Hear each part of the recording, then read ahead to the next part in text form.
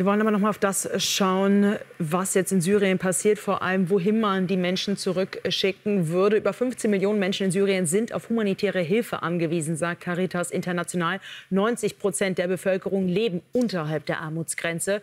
Nach dem Sturz des Assad-Regimes müsste das Land, die Menschen jetzt erstmal mit allen Notwendigen unterstützt werden. Und trotzdem hat man den Eindruck, trotz der unübersichtlichen Lage und der Armut im Land, da wollen tatsächlich viele syrische Flüchtlinge zurück in ihre Heimat, haben sich bereits auf den Weg gemacht. Carolina Drüten und Murat Bey berichten von der türkisch-syrischen Grenze nahe Kilis. Eine Massenrückkehr ist das hier am türkischen Grenzübergang Öncüpınar noch nicht. Und doch wagen immer mehr Syrer die Heimkehr. Teils haben sie ihre Verwandten seit vielen Jahren nicht gesehen. Ich bin seit 12 Jahren hier.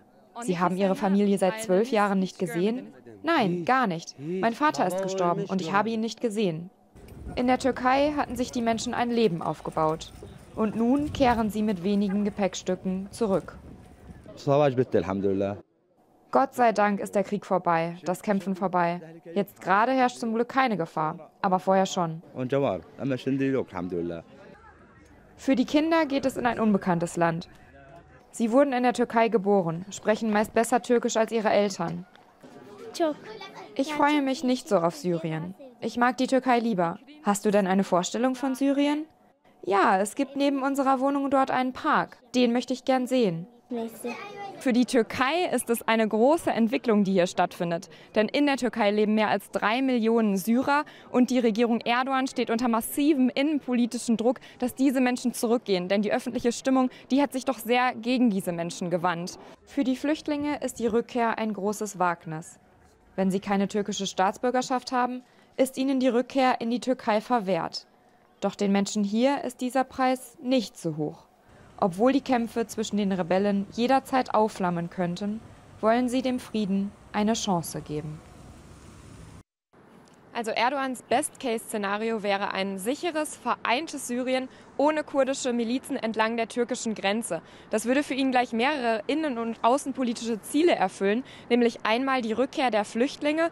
Es waren lange 3,5 Millionen Menschen ungefähr in der Türkei registriert. Es sind schon einige zurückgekehrt. Die Zahl ist jetzt vor 5 Tagen das erste Mal seit vielen Jahren unter 3 Millionen gefallen. Das ist das erste große Ziel. Das zweite, dass sich keine kurdischen Milizen weiterhin an der Grenze dort festsetzen können. Denn die betrachtet Ankara als Terrororganisation.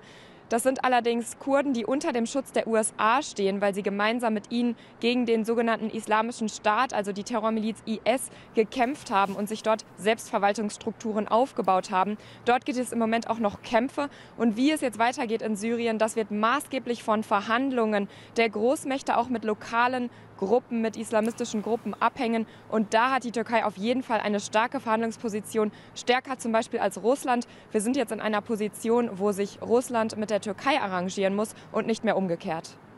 Carolina, du befindest dich aktuell an der türkisch-syrischen Grenze. Beschreib so ein bisschen die Situation dort. Gibt es da irgendwelche Bewegungen auch von Syrern, die jetzt schon wieder nach Hause wollen?